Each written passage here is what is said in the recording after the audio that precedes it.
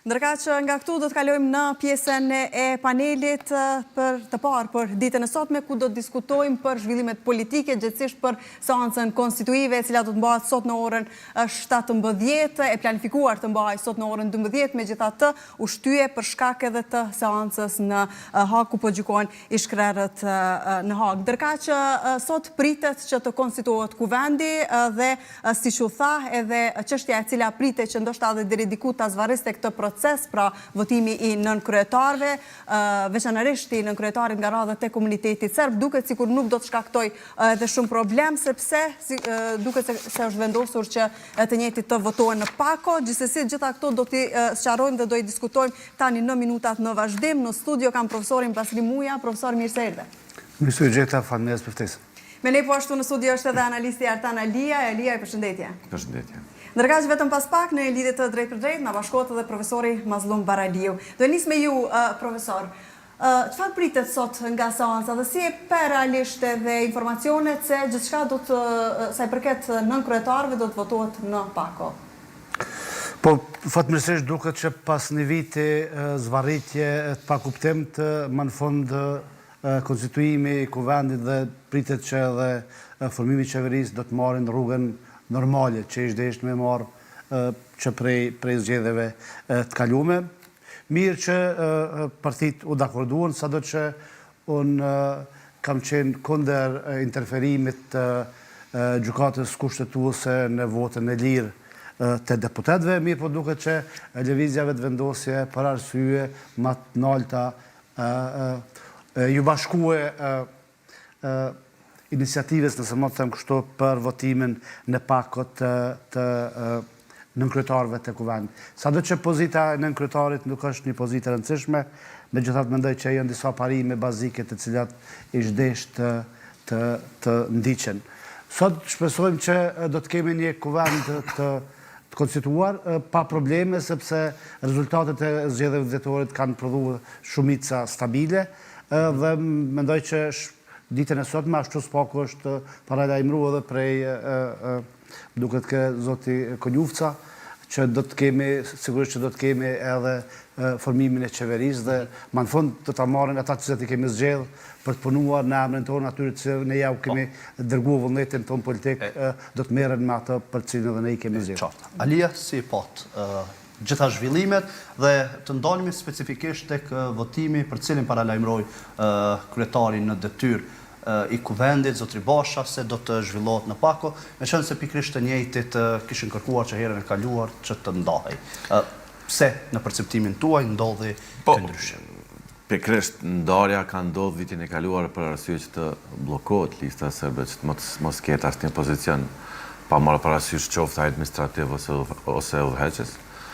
Mirë po tash me vendimin e gjykatës kushtetuese, kam thënë në disa media tjera, duket edhe në një debat me zotin Muja, që formula magjike, ta quaj ashtu, ekziston, pasi që lëvizja vendosje ka një vendim të gjykatës kushtetuese që është obligativ, pastaj në aspektin politik mund ta bën këtë hapin, ta quaj ashtu, strategjik, që t'i kthej prap votimin e nënkryetarëve në pako, dhe në këtë mënyrë ta kaloj heshturazi edhe kandidaturën që do të vijë nga lista serbe.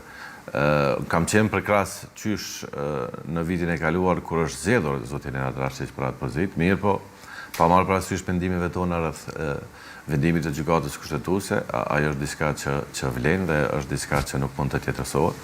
Edhe në të kaluarën kemi dëgjuar shumë shpesh lëvizje vendosje që ka pas ndoshta kritika të tepruara ndaj gjykatës, mirë po në fund implementimi ka ndodhur, kështu që e njëjta po ndodh edhe sot, besoj. Kështu që me rëndësi është që procesi do të vazhdojë tash, nuk do të ketë blokad, numrat janë, dhe shpresoj që përveç konstituimit kuvendit, sot të shohim edhe votimin e qeverisë së re dhe të ecim tutje. Po, para se dalim dhe të diskutojmë sigurisht e për formimin e qeverisë kurtit 3, megjithatë kur jemi tek ky procesi i votimit të nënkryetarëve, apo kalohet tani me kaq lehtësi, meqense janë numrat për formimin e qeverisë?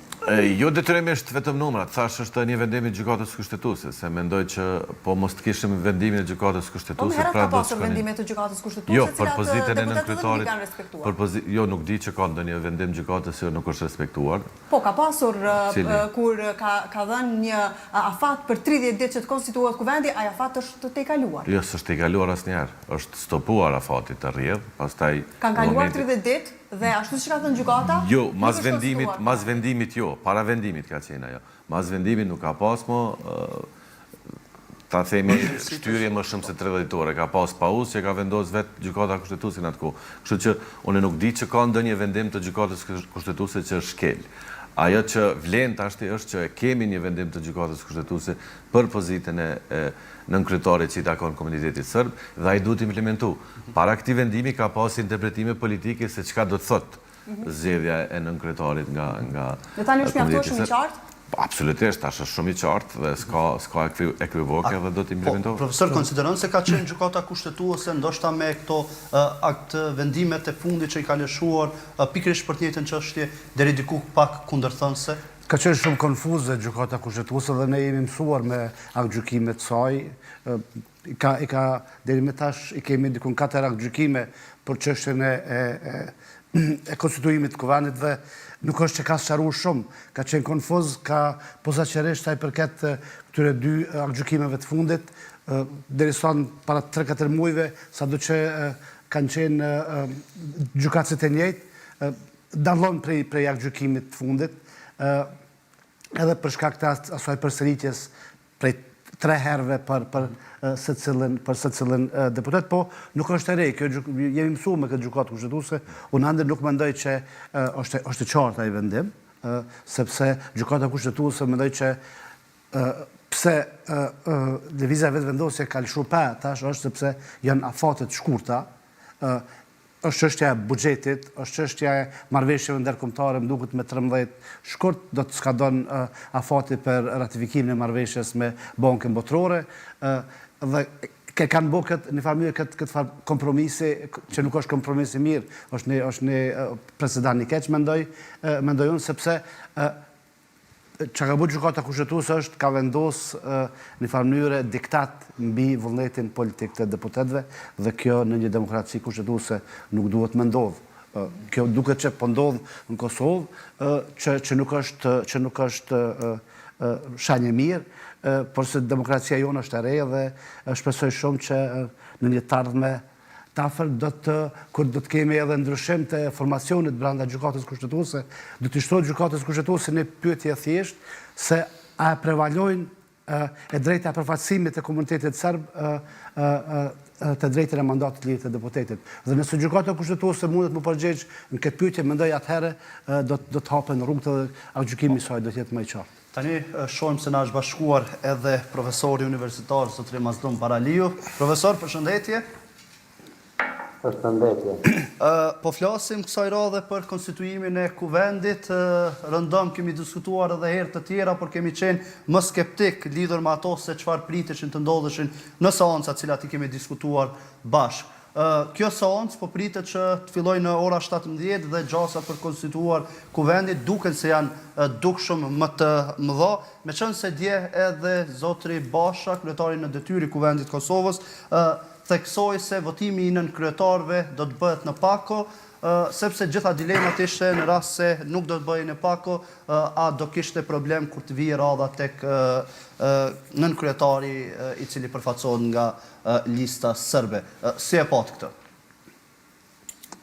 Po, është momenti i fundit që kjo klasë politike dhe gjitha këto parti politike të përfaqësuara në kuvend kenë marrë mësim sado pak nga paraliza politike dhe ngërshi politik, kriza politike vitit kaluar, sepse kanë mbetur shumë çështje të pazgjidhura dhe interesi i shtetit nuk ishte që të veprohej në atë mënyrë siç vepruan partitë politike dhe tani kemi përsëri një mundësi, kishim faktikisht, po të vepronin në njëjtën mënyrë partitë politike që të shkaktonin një ngërsh tjetër politik dhe një krizë tjetër, humbjen e afateve kushtetuese.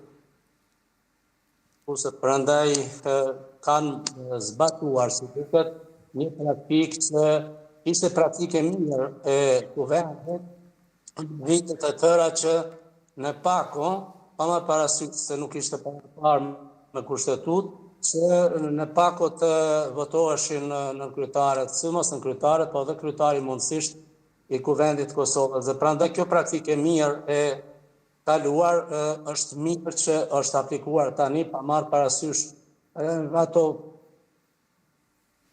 po themi lojrat politike e strategji politike të subjekte politike që mund të kenë pasur dhe nuk do duhet të kishin sepse prioriteti do të ishte i gabuar dhe strategjikisht hapi tyre do të ishte i gabuar pra vazhdimësi e gabimeve të kaluara, prandaj pa marrë parasysh dhe vendosja ose kushdo tjetër, mirë kanë bërë që në një marrëveshje të tillë në kryesitë të Kuvendit të merren vesh që në paku të votohen dhe të kalohet më tutje në faza tjera të konstituimit të Kuvendit, pra kryesia, grupet parlamentare dhe mandej dhe qeveria.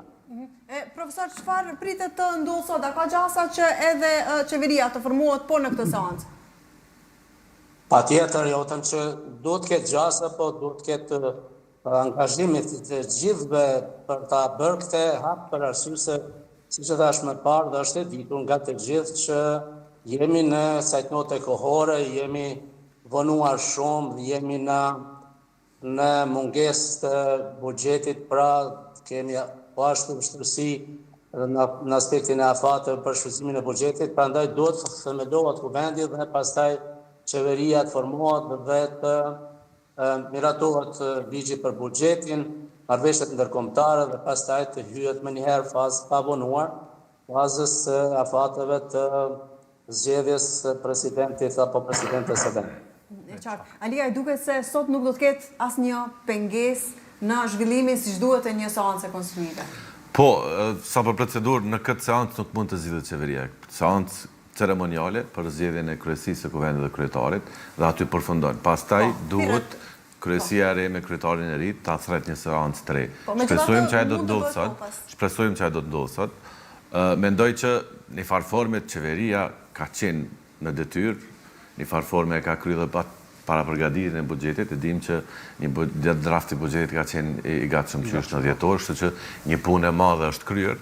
Më shumë nevojiten ato strukturat e Kuvendit që duhen të aprovojnë këtë draft buxhet, duke filluar prej komisioneve, pastaj votimin në Kuvend.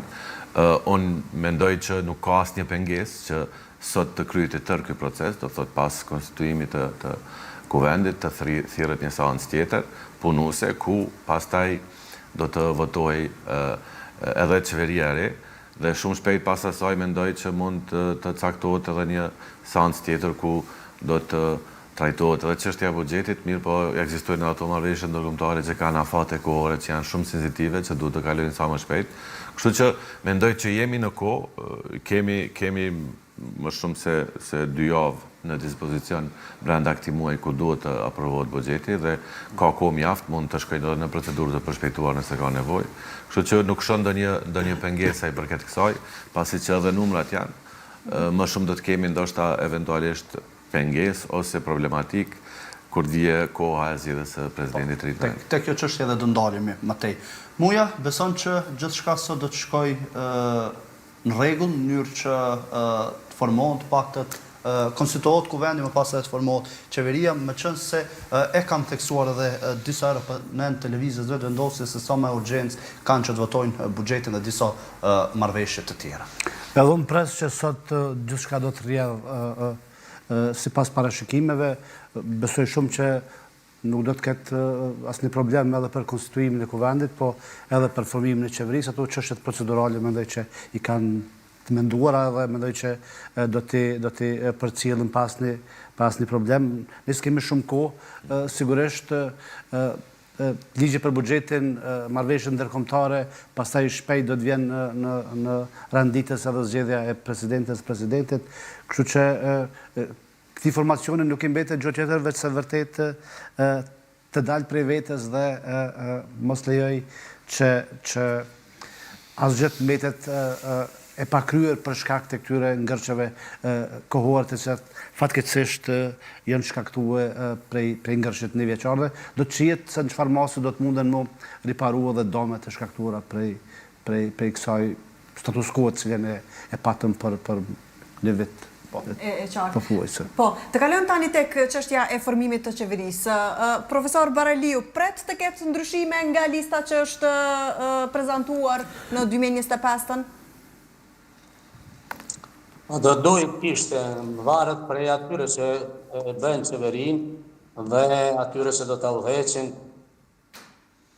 prashëm i të njëse me detyrë, por mendoj që do duhet kishte shumë atë për përgjërsi nga fituesi këtyre zgjedhjeve dhe të ketë njerëz dukshëm më të angazhuar, më të dëshmuar, më profesional, me dëshmëri maksimale dhe përkushtim, në mënyrë që të kemi një qeverisje të cilës nuk mund të ngjiten varavin nga epitetet të ndryshme, po edhe dyshime të arsyeshme apo të arsyeshme çështje të institucioneve të ndjekjes dhe të gjyqësisë, mirë po do duhet kishte shkruar më tepër emra më të angazhuar, më të dëshmuar, pa marrë parasysh a janë në një parti apo në një koalicion apo jo, por definitivisht këtë qeveri e presin detyra shumë të mëdha.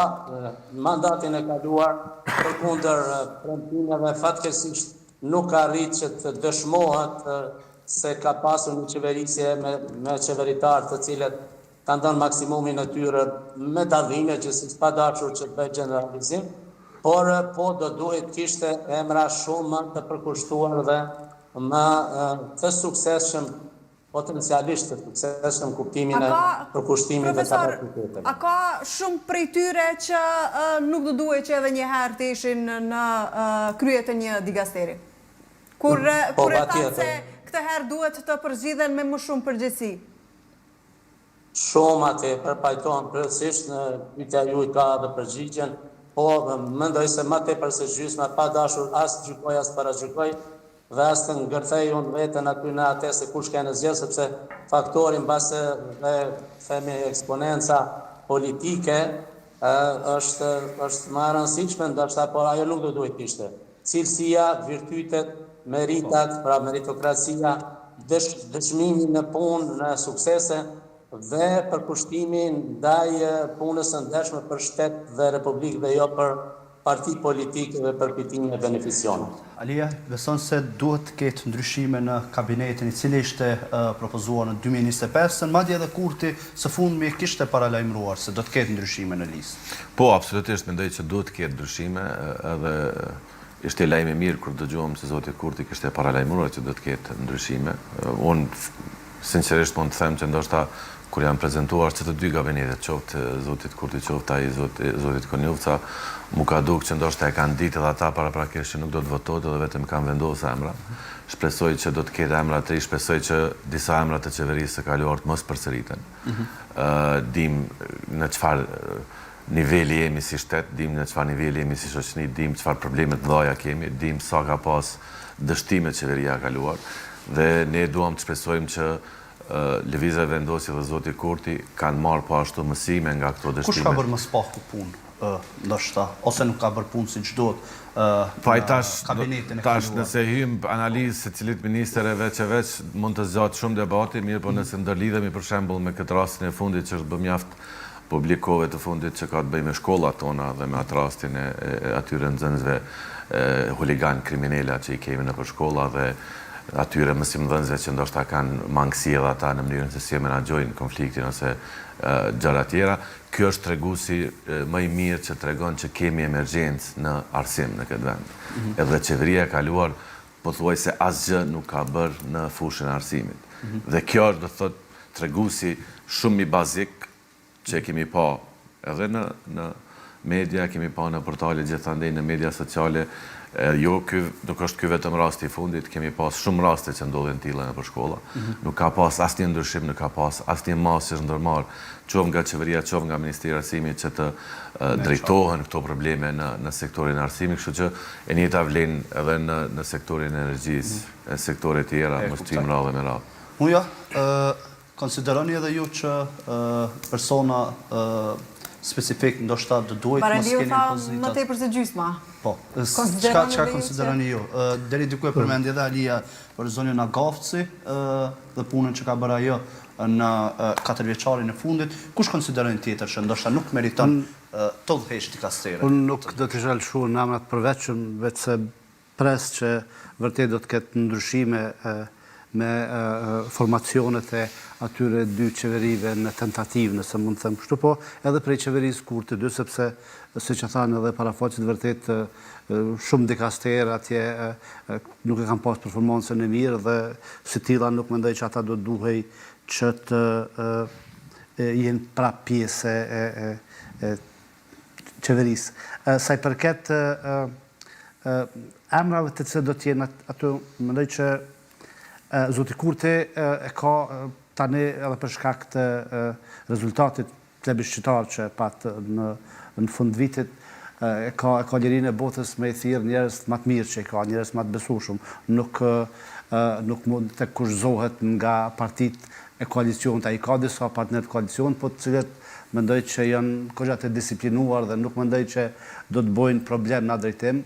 Unë shpresoj shumë që Zoti Kurti këtë besim të madh popullor, të cilën ja dha elektorati edhe njëherë, ja dha sovrani edhe njëherë, pas një qeverisje e cila vërtet nuk ishte më e mira, mendoj që ai do të ditë që ta shfrytëzoj mirë dhe nuk do të na zhgënjej me spari me formacionet e tij, po gjithsesi pastaj edhe me punën e qeverisë, edhe situatë të caktuar pse jo edhe me ndryshim në emra të caktuar të cilët vërtet nuk ofrojnë, nuk kanë performancë të mirë, që të cilën Zoti Kurti për çudinë time nuk e ka aplikuar asnjëherë gjatë qeverisë të të kaluar.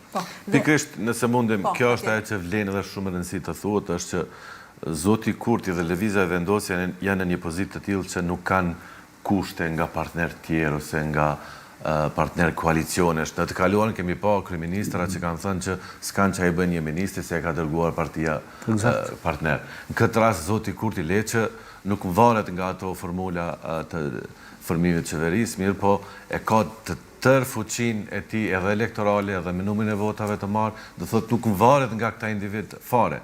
Dhe kjo është ndoshta ajo që nuk e kuptoj se pse nuk merr masa ndoshta edhe më herët. Mirë po dhe tash duhet të shojmë masa për ato sektore ku kemi pas salimet më dha. Prap, unë nuk përmend emra, as nuk dua të mirëm me emra personal. Unë mirëm me tema. Nëse kemi një temë që është shumë problematike, atë normal që ai që është ministër duhet ta di që ka të bëjë për të. Mirë po për mua nuk është me rëndësi cili do të jetë emri.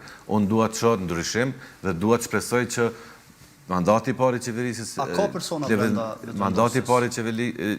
Pa, mendoj që ka njerëz që mund të bëjnë ndryshimin e ka. Mendoj që ka njerëz mjaft, mendoj që ka njerëz shumë rreth edhe Lëvizjes e Vendosje, mirë po jo detyrimisht duhet të jenë të gjithë nga Lëvizja e Vendosje, mund të jenë edhe nga jashtë. Nuk është ndonjë problematike e madhe, në kaluamën kemi pa ministra që kanë ardhur nga jashtë, kështu që Zoti Kurti mund të marrë edhe individ jashtë Lëvizjes e Vendosje nëse mendon që nuk i ka ata ekspert. Mirë po, thash shpresoj që mandati i parë ka shërbyer edhe një farë forme, një farë përvoje qeverisë edhe për Lëvizjen e Vendosjes dhe mandati i dytë do të jetë shumë më aktiv dhe do të jetë shumë. Për kësaj përvoje, beson se këtë herë do të jetë më i matur ndoshta edhe në përzgjedhjen e emrave të cilët do të jenë pjesë e kabinetit? A dua ta shoh dhe atë shpresoj që do ta shohim. Kjo po e them, do thotë është kriju një përvojë tashmë, i ke pa resoret qeverisë si kanë funksionuar, e ke pas një ekip në cilin ke besu ndoshta.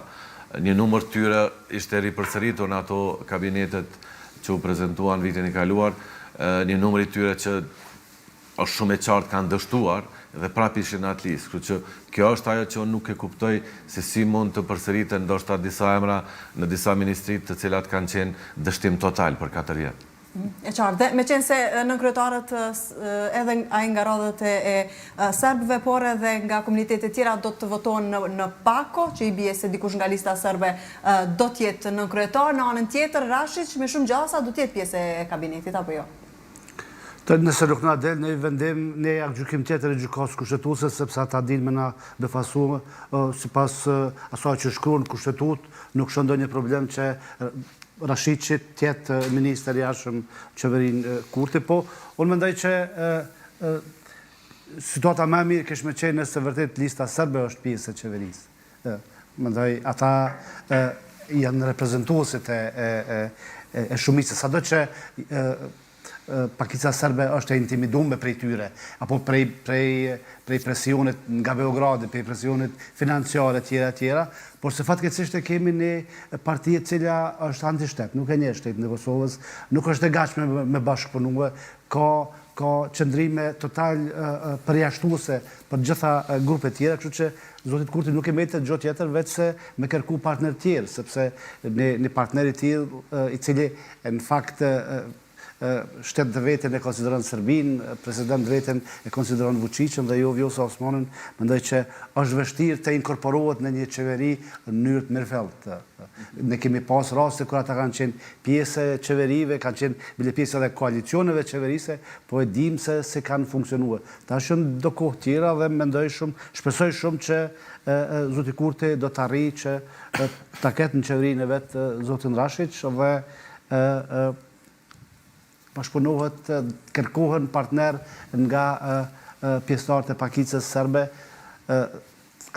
kërkohen mundësit, kërkohen rrugë që të gjenden modelet të bashkëpunimit me këtë pakicë, sepse fundit kjo pakicë është viktima më e madhe edhe prej presionit vazhdueshëm nga shteti serb. Nëse mund të shtoj këtu, ndoshta do të kemi edhe një problem tjetër kushtetues, ndoshta edhe zoti Baraliu mund të flet për këtë. Në mënyrën, në formën që është paraqit kabineti qeverisës i zotit Kurti në vitin e kaluar, do thot ajo është i gabuar në kuptimin e garancioneve për komunitete. Një numër aq i madh i ministrive do të nënkuptonte pastaj 2 ministri për komunitetin serb. Nëse numri është i njëjti me qeverinë e kaluar, atëherë mjafton me zotin Rashić të jetë pjesë e qeverisë, mirë po me numër, nëse nuk gaboj ishin 19 ministri që ishin propozuar ose më shumë, në atë numër të ministrive, atëherë duhet të jenë 2 ministra të komunitetit serb dhe i dyti nuk mund të vije asese jashtë kuvendit, duhet të jetë pjesë e grupit parlamentar. Dhe në këtë rast do të jetë i detyruar që ministri i dytë të vije nga lista serbe. E përmendi dhe zoti Muja që ne gjithë kemi shumë probleme me listën serbe, e dim që ata veprojnë si një agenti huaj në këtë vend, e dim që ata çdo ditë bëjnë thyre kushtetuese në këtë vend, e dim gjithë ato sulme që kanë ndodhur në veri me vitet tona, jo vetëm këto 2 të mëdha, por kemi pas sulme të parreshtura me dekada, kanë ardhur prej tyre. Mirë po ja që janë pjesë e procesit dhe mëse janë pjesë e procesit dhe ne kemi garanci që i kemi ofruar komuniteteve pakicë, deshtëm apo s'deshtëm ata do t'jenë pjesë e procesit, kështu që kjo nuk ka alternativë. Mirë, por nuk e përjashtoj mundësinë që zoti Kurti të tentoj prap ta lë jashtë listën serbe edhe nga kabineti i qeverisës dhe kjo tashmë të shndrohet prap në një temë kushtetuese që do të shkojë në gjykatë. Zoti Baraliu, cili nga skenarët ndoshta e shihni më të mundshëm të ndodh nga kjo që i përmendi edhe Alia pak çaste më parë? Nuk kam çka të shtoj, është saktë ajo që u shpjeguan nga zoti Elia. Vendosja tani ka hyrë në një pas këtij vendimi, sidomos fundit gjykatës kushtetuese, i cili me që regjistruar tani çështjen ka bërë një presedant jashtëzakonisht të rrezikshëm, duke mos respektuar dispozitën e paragrafit 4 të nenit 67 të kushtetues, ku në fakt parashifet komuniteti, përparësimi komunitetit dhe parashifet vetëm zgjedhja e nënkryetarit nga komuniteti serb, nga shumica e deputetëve dhe jo propozimin nga dikush, për dallim nga paragrafi 3 i parati që për partitë shumicë, 3 partitë shumicë parashifën grupet parlamentare propozimin ta bënë, pra ka bënë një presedant duke i dhënë përparësi një norme në ligjore, në një akt ligjor, në duke mos respektuar një dispozitë të qartë kushtetuese, e cila krijon presedant tani më duke i dhënë përparësi, sepse pas vendimit të gjykatës kushtetuese, dispozitat e saj, këtij vendimi, pikat e tij janë pjesë e kushtetutës, që tani edhe në situata tjera, siç mund të kjo tani për minutin 2, se po janë më shumë se 15 ministri e tjera, mund të nxjerrë kokçarje në aspektin kushtetues dhe probleme këtyre që bëjnë qeverinë tani në koalicionin e zotit Kurti. Po, Alia. U përmendë edhe më herët nga zoti Muja, tash zoti Baraliu, ndoshta e kam një mendim pak më ndryshe rreth kësaj. Mendoj që edhe fryma e kushtetutës, mirë po edhe ai definim që bëhet atje, nuk kupton që ai vend i takon komunitetit serb dhe komunitetin serb e përfaqëson grupi prej 10 deputetëve që i kanë vendet e garantuara. Nëse shumica ati grupi nuk e përkra një person tjetë antar i kryesisë, ai nuk mund tjetë. Për këtë arsye është krijuar dhe rregulloria nga vetë lëvizja vendosje që ka qenë në harmoni me frymën e garantimit të drejtave të komuniteteve të tjerë. Ku ka problem ky vendim, ka bëj vendimi për kryetarin, për zgjedhjen e kryetarit me vendimin e zgjedhjes në kryetarit ka do të disbalans. Nëse në vendimin për kryetarin e kuvendit thuhet që një kandidat nuk mund të votohet më shumë se 3 herë, e njëjta duhet vlejë edhe për nën kryetarin. Është votuar 9 herë, ka 3 herë për secilin kandidat dhe s'ka fituar votat asnjëri. Kemi arrit në blokadë. Dhe ky ka qenë interpretimi. Kemi arrit në blokadë edhe e shfrytëzon ta quajmë atë instrumentin e deblokimit. Mirë, po gjykata ka thënë jo, jeni detyruar që brenda këtyre 9 në këtë rast, pasi që kemi një parti me 9 deputet, ta zgjidhni njërin. Do thotë, mendoj që këtu problemi është vendimi për kryetarin dhe vendimi nën kryetarin nuk përputhen njëri me tjetrin. Mirë, për prap, këtu kemi të bëjmë me ato instrumentet e garancive që janë ofruar për komunitetet pakicë dhe jo detyrimisht vlen të njëjtat për ne. Ne jemi kombi formuesi i këtij shteti, ne s'kemi nevojë drejtat garantueme. Pakicat kanë nevojë për drejta garantueme dhe ato i kemi ofruar dhe ato duhet të implementuar, shumë është e thjeshtë. Pakicave është qëndron, pakicave ju kanë garantuar drejtat e përfaqësimit, po ju e drejta e votimit. Sepse po, atë thash edhe. Prandaj nuk mundet gjykata kushtetuese me urdhërue deputetin që është kushtetuese, pastaj kalon në një domen tjetër ne kemi edhe profesorin e drejtës kushtetuese këtu, ai edhen edhe më mirë, vetë se si politolog unë nuk shoh mënyrë, nuk shoh, për mua nuk është zgjidhje nëse gjykata e urdhron deputetin që është me votuar, sepse pastaj kemi juridizim të sistemit të pushtetit legjislativ. Kemi lëvizje për një pushtet tjetër. Nuk e kemi asnjë rast tjetër. Unë mendoj që hartues të kushtetutës, profesor, e kanë pas idenë që ka pas mundësi partitë me deleguar përfaqësues të tyre në presidium, në kryesi. Ka praktika të tilla. Por ideja ka qenë që partitë duhet me qenë bashkëpunuese dhe ka qenë e qartë që partia Pakica me 10 deputet s'mund asnjëherë me bë 61 vota. Por se nëse partia kishte qenë bashkëpunuese në këtë rast, lista serbe, që ishën bashkëpunuese Pakica tjera, nuk mendoj që shumica shqiptarë do të refuzonte. Këtu kemi probleme listës serbe, jo me komunitetin serb. Absolutisht. Por ata na do ta votojmë një përfaqësues të Pakicës serbe, po në këtë rast jo ato të cilën ata e propozojnë, sepse ata duhet më ofru dhe nuk e di ka buron kjo drejt apo kjo obligim e 119 deputetëve me votu përfaqësuesin apo të propozuar në 9 deputetëve, derisa ata 9 deputet e refuzojnë edhe votimin e kryetarit parlamentit, edhe votimin e nënkryetarit prej Pakicave, prej partive shqiptare, madje edhe nënkryetarin prej Pakicave jo serbe. Dhe tash ata presin që këta 119 deputet tjerë me votue propozuarën e tyre. Kjo është nonsens. Nuk di një rast tillë, sado që kum hulumtua dhe njerë ekstra me po, nëse dikon deputetëve, nëse do një kushtetut demokratike e ka thyer këtë rregullën prej 300-400 viteve që mandati është i lirë deputetëve, unë nuk e kum has kërkon. Jemi rast sui generis. Ndoshta këtu edhe profesori mund të është më i thirrur në këtë drejtim. Po, patjetër, vendimi i fundit duke mos përjashtuar as vendimet e mëhershme lidhur me problemet e konsiderimit të kuvendit, po edhe para këtyre probleme, vendimet e gjykatës kushtetuese në brendin e tyre jo rrallëherë kanë qenë kontradiktore. Dhe edhe kësaj radhe kemi kontradiktoritet e para. E dyta është çështje e thellë që duhet diskutuar me orë të tëra. E dyta, po kjo gjykatë me elementet e vendimit të fundit, atë gjykimit të fundit, ka interferuar në kompetencat e një shtylle tjetër që nuk i takojnë, që është legislativi gjykimit. E treta, nuk mundet një gjykatë, duke obliguar apo dëgjohemi? Po, profesor.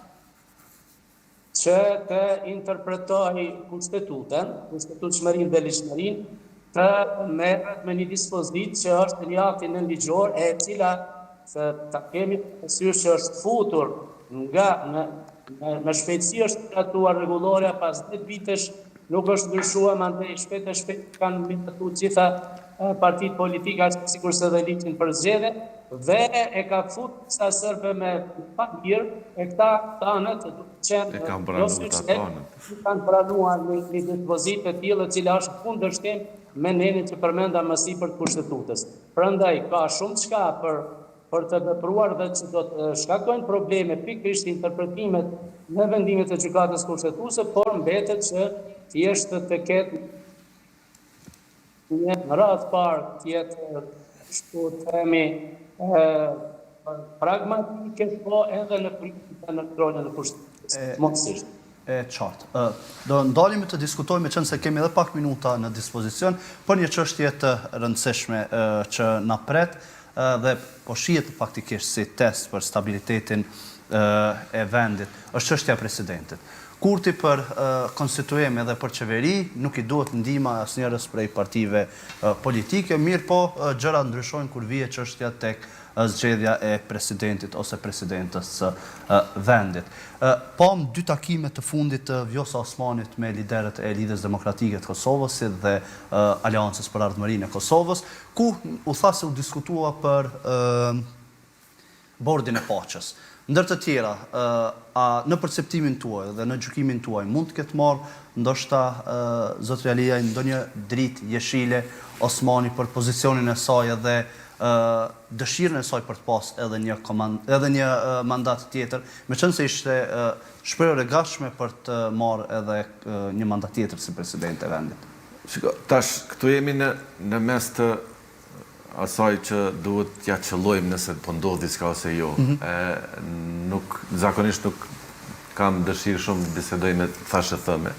Sa i përket lajmeve zyrtare nuk kemi dëgjuar asgjë që ka ndodhur mes LDK-s, AK-s dhe zonjës Osmani.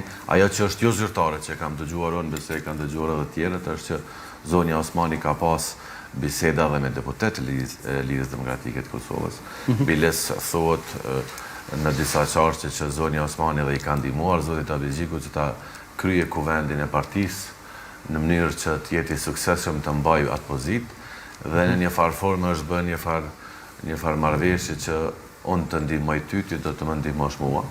Mirë, po prapë po them, këto janë thashë thëme. Ajo që është evidente është që lëvizjes vendosje ose qeverisë në këtë rast për zgjedhjen e presidentit do t'i duhen prezenca 2/3 të deputetëve në kuvend. Unë kam shpresuar që ka pas ndoshta eventualisht diskutime edhe mes partisë së parë ose përfaqësuesit të partisë së parë zotit Kurti dhe përfaqësuesve të partive opozitare edhe gjatë kësaj kohe, po nuk kemi dëgjuar që të ketë ndodhur diçka e tillë. Shpresoj që do të ketë diskutime sa më themi të hapura mes partive politike, të mos ketë kësi inate politike dhe të vendoset interesi vendit tonë në A mund të ekzistojë gatishmëria, sepse realisht partitë politike nuk është se kanë dalë me një qëndrim zyrtar, megjithatë oponentë të tyre në intervista të ndryshme, madje edhe shpeshherë edhe në studion tonë të mesditës, kanë potencuar qartë se pa një marrëveshje politike, kushdo që të jetë emri propozuar nga lëvizja vetëvendosje nuk do ta mundsojnë kalimin e saj. Dhe në këto kushte dhe në këto deklarata, në këtë frymë politike që gjendemi. Po është normale kur je në kuvend, aty duhet të kuvendohet dhe të ketë marrëveshje. Në momentin kur ty të nevojitet edhe vota ose prezenca e partive opozitare, a priori ti duhet të kesh marrëdhënie me ta dhe të kesh diskutime me ta dhe të arrish në marrëveshje. Mirë po, nëse nuk arrit marrëveshja, edhe në këtë rast ekziston instrumenti i blokimit i zgjedhjes me shumicë të thjeshtë. Ajo që unë kisha dashur të shoh çdo herë është të kemi një president të zgjedhur me konsenzus, me minimum 2/3 e votave. Shpresoj që do ta kemi prapë. Mirë po, edhe nëse se kemi me konsenzus, atëherë spaku ta kemi një president të zgjedhur para 5 marsit, në mënyrë që funksionoj si duhet shteti jonë dhe të mos kemi pengesa artificiale si ato që kishim vitin e kaluar. Ajo që është pak brengosëse është që ndoshta nuk kemi dëgjuar publikisht zyrtarisht nga asnjë parti për kandidaturat të mundshme, e vetëmja kandidatur që dim ne që është dhe shpallur nga zonja Osmani, mirë po kandidaturat duhet vinë nga nëshkrimet të 30 deputetëve në kuvend. Unë kisha pas dëshirë të shoh më shumë se një kandidat, pse jo, dhe të ketë ndoshta edhe një gardë, ketë një debat mes tyre, pse jo mund të organizohet edhe një proces i tillë. Ndoshta në këtë rast jemi shumë mrapa me kohë dhe nuk do të kemi hapësira tilla, mirë po mundësia e marrëveshjes është ka zëra që thonë që ndoshta ekziston një marrëveshje e zonës Osmani, qoftë me LDK në këtë rast dhe MAK, siç e përmendit ju, mirë po nuk jam i sigurt në atë. E çfarë do të përfitonte LDK-ja në këtë rast? Po, nuk do të thotë që detyrimisht në çdo votim në kuvend duhet të përfitosh diçka. Nëse nuk ka pas... Kështu e kanë potencuar dhe vetë, kërkojnë marrëveshje politike, kërkojnë diçka në këmbim të asaj. Jo, marrëveshje politike në këtë rast mund të jetë vetëm nëse kërkohet për një kandidatur alternative që do të ishte ndoshta jashtë partive politike. Ajo është marrëveshje, se nuk mund të ofrojë asgjë më tjetër lëvizja vendosje asnjë partie. Nëse ata pretendojnë që të marrin diçka tjetër, materiale ose pozita, ajo do të jetë e pamundur tashmë, pasi që qeveria e re do të formohet nga lëvizja vendosje, pasi që i ka numrat, nuk i nevojitet numrat. Po të kishte pasur një diskutim rreth një bashkëqeverisje me ta zë me Lirën Demokratike. Po, profesor, besoj se rregullohet për pak sekonda dhe po na dëgjon? Po. Po. Vetëm nuk po ju shoh. Mirë, dhe fotografia besoj se do të rregullohet. Profesor, me qënë se e përfundove? Po, me nej, thash, marrëveshjes kemi, mos të harrojmë gjykata kushtetuese me vendimet e saj, po ashtu obligon deputetët e kuvendit që të jenë prezent në punën e kuvendit dhe të marrin pjesë. Gabim prap. Pa marrë parasysh, kjo është vendim. Po, është gabim, kështu që nëse deputet vendosin të dalin nga salla në momentin kur vije për shembull votimi i raundit të tretë, atëherë do të jetë shkelje kushtetuese e para. E dyta, nëse nuk zgjedhet presidenti deri me 5 mars, do të shkojmë zgjedhje. Do thotë edhe kjo është një kalkulim që duhet ta bëjnë edhe partitë politike, kryesisht ato opozitare, nëse atyre do t'i kishte konvenuar që të shkohet në zgjedhje prap pas një muaji ose jo. Do thotë ka shumë kalkulime që duhet të bëhen. Ju detyrimisht është një marrëveshje quid pro quo, se ti më jep diçka, unë t'jap ty diçka. Unë shpresoj që mos ketë asnjë diskutim me pozitë presidentit. Pozita presidentit duhet t'i kaloj ato dhe mbetet të shihet si do shkojë procesi. E qartë. Profesor? Unë nuk pres problemin në zgjedhjen e presidentit apo presidentes. Këtë rast mendoj që sa i përket koalicion qeveritar ne kemi vendosur me 28 dhjetor se kush duhet qeverisë dhe zoti Kurti ka paraqit pastaj atë rrugën spori konstituimin e kuvendit, formimin e qeverisë, miratimin e buxhetit, marrëveshjen ndërkombëtare dhe pastaj vim te zgjedhja e presidentes apo presidentit. Deri më tani vetëm zonja Osmani ka shpall në farë mënyrë që është interesuar edhe për një mandat. U kam dëgjuar që edhe zoti Haradinaj është duke mbledhur nënshkrime për një kandidaturë të mundshme. Mendoj që flitet që zonja Osmani, zoti Kurti, ja ka premtuar votat e deputetëve të vet, por se ai nuk është në gjendje me të tubu ma shumë numra dhe zonja Osmani është vendos vet në kërkim të atyre numrave dhe unë kam informata që ajo ka kontaktuar me deputet caktuar partive ndryshme, jo vetëm të sa ka gjasa që deputet pra individualisht edhe t'japin votën për Osmani pa qenë në dakord? Ekziston disiplina partijake dhe unë nuk mendoj që deputet do ta shkelin në disiplinën partijake pa një marrëveshje s'pa ku të heshtur me udhëhecët e partive të veta. Mendoj unë sepse ajo pastaj mundet me qenë problematike për ta to është një komplikim mendoj. Për ata në të ardhmen, por se unë edhe në studio tjera, po dhe ju këtu në mënyrë i konftue partitë opozitare që të vinë me alternativa. Nëse ata nuk janë të kënaqur me propozimin e lëvizjes vendosje, me zonjën Osmani, le të vinë me alternativa, mendoj që ata dhe zhdeshin me ardhmë me ndonjë propozim për te partive. Kosova ka profesor të mirë, të pensionuar, që mundet me qenë kryetar të mirë të Kosovës, ka mjek të mirë, ka shkrimtar, ka inxhinier, mendoj që i zhdesht edhe besoj shumë që ata kishin mujt me qenë edhe ma konsensual se sa që është zonja Osmani, po ata duhet marrë me ide. Dhe nëse ata nuk vinë me ide, atëherë nuk mbetet tjetër, ata duhet pastaj me qenë pjesë e procesit. Unë shpresoj shumë që ata megjithatë do ta respektojnë vullnetin e sovranit, sepse sado që kërkohen me qenë 80 vota në 80 deputet në rundin e parë dhe rundin e dytë të votimit për president, mendoj që plebisciti i fundvitit i ka jep legitimitet madh lëvizjes vetëvendosje me qenë përcaktuese për zgjedhjen e presidentit apo presidentit të tashme, dhe shpresoj shumë që nuk do të jetë kjo hera, nuk do të jetë hera e parë që ne nuk do shkojmë zgjedhje për president, sepse asnjëherë nuk kemi shkuar dhe shpresoj shumë që kjo rregull nuk do të prishet. Po, Lian, sepse do të kalojmë tani edhe tek vetëm deshta të ndërlidhem shumë shpejt, mendoj që një prej problemeve që ekziston tashmë në Ligën Demokratike të Kosovës, se nuk është e njëjta prej vitit të kaluar, është që ndoshta edhe kryetari i partisë edhe kryesia e partisë nuk mund ta kontrollojnë tërë grupin parlamentar, dhe një komplikim që mund ta presë është që jo të gjithë deputetët e LDK-s, edhe nëse arrihet një marrëveshje, do të qëndrojnë në sallë, dhe ky do të jetë një komplikim, parandaj ndoshta nevojitet edhe dikush tjetër të qëndrojë pastaj. Profesor, a ka gjasa që të mos shkojmë në zgjedhje, sepse për shkak të presidentës, sepse realisht kemi diskutuar disa herë me politologë të ndryshëm, madje edhe me vetë ju, dhe kemi qenë skeptik për shkak të çndrimeve të partive politike lidhur me atë në rast se do përkrohej propozimi i lëvizjes vetëvendosje, që në këtë rast pritet që të jetë zonja Osmani, ndonse këta të fundit ende nuk kanë një deklarim zyrtar. Çfarë skenari presni ju kur vjen çështja tek puna për presidentin?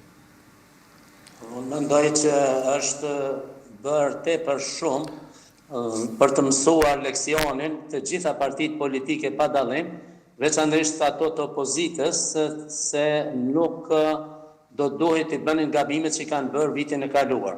Pra, shkuarja në zgjedhje të reja për shkak të qëndrimit në kuvend për të bërë forumin, e që është e vërtet është që me një vendim gjykatës kushtetuese për çështje të konstituimit të kuvendit nga partitë politike të parashtruar, nga partitë politike të opozitës, janë të obliguar, gjë që s'ka qenë parapara në kushtetues përpara, po tani është pjesë e saj, deputetet janë të detyruar që të qëndrojnë kur duhet votuar në sallë dhe të votojnë për, kundër ose abstenim. I njëjti parim vlen edhe tani sa në përket socialisht një kuvend për çdo çështje, jo vetëm për kryetar ose nënkryetar, do duhet vlente edhe për president dhe për çdo çështje tjetër, sepse kjo është njëra prej problemeve që duke partitë ndryshme, opozit, duke mos dashur që t'ia votojnë ligjet ose marrëveshjet ndërkombëtare, njëra tjetrës e kanë çuar pra sallën e kuvendit, seancat plenare, dhe nuk e kanë bërë forumin. Pra do duhet ta bënin forumin, por mbi të gjitha do duhet mbretëroj vetdia politike për shtet, për institucione, sepse është bërë tepër, dhe dyta, në qoftë se varianta e shkurjes në zgjedhje nga dikush mendohet si opsion, kjo do të ishte keq për të gjithë dhe dëm për të gjithë, e për disa edhe bumerang për të mos thënë edhe vetvrasje politike. Pra, në asnjë mënyrë nuk do duhet që të mos flasim për problemet dhe nevojat e shtetit dhe stabilizimit në këto rrethana të ndryshuara gjeopolitike dhe gjeostrategjike të rendit të ri botëror, do duhet që të mos shkohet në zgjedhje, por do duhet madje edhe me vetdijen dhe obligimin e atyre deputetëve që janë të pavarur në mandatin e tyre, pra pavarësisht nga sugjestionet që mund të jipen nga partitë politike, kryesitë e tyre do duhet të votojë, nëse mungon, siç u tha aty me të drejtë numri 15 prej deputetëve të LDK-s, do duhet bërë atë numër nga partitë tjera, deputetët me vetë iniciativë, dhe do duhet votuar kushdo që të jetë për president apo presidentet e vendit me rastin e zgjedhjes presidentit. Alia e pati diçka? Zoti Baraliu tha 15, mjaftojnë edhe 13, mos të jenë 15, mjaftojnë edhe 13, kështu që prap thash është ende herët ndoshta nuk kemi dëgjuar në publik asgjë sa i përket kësaj teme, sa i përket kandidatës. Po thash 15 se 15 janë ata. Po. Atë thamë edhe na më herët, kështu që mbetet të shihet nëse do të ketë ndonjë marrëveshje. Unë jam skeptik nëse diçka është arritur deri tash. Jam skeptik edhe që do të ketë një marrëveshje që do të prezantohet, Mirë, po si do që tjetë, mbetet të shihet se si do të shkoj procesi dhe shpresojmë që të përfundojmë mirë e marë. E qartë. Dhe gjasat, cilat janë gjasat më të mëdha që të dakordohen opozitarët që të votojnë Osmanin nëse propozohet, apo që ata t'i sigurojnë 30 nënshkrimet e nevojshme për ta propozuar një figurë konsensuale, pra një figurë që për cilën do të dakordoheshin që? Kjo opozit ka qenë vazhdimisht shumë anemike, për 10 muaj në familje nuk ka pas asnjë iniciativë, ata nuk kanë arrit mu dakordu për asgjë dhe nuk pres që edhe në këtë rast do të ketë ndonjë lëvizje. Fatkeqësisht, kur opozita është jo aktive, pastaj edhe pozita është ma lëzher e merr situatën dhe këtë rast e kemi pas. Nuk pres ndonjë iniciativë për tyre, të jemi sinqert, unë pres që në familje ata do të gjejnë mënyra që ta votojnë zonjën Osmani dhe unë besoj shumë që zonjën Osmani që ti shmangën zgjedhjeve. Që ti shmangën zgjedhjeve do të jetë presidentja e vjetër e re e Kosovës. E qartë. Profesor Aliaj dhe profesor Baraliu, faleminderit shumë që ishit në këtë bashkëbisedim. Dhe uroj që të përfundohet edhe konstruimi dhe formimi i qeverisë sot, sepse realisht mjaft kemi pritur. Ndërkaq që nga këtu do të kalojmë në një shkëputje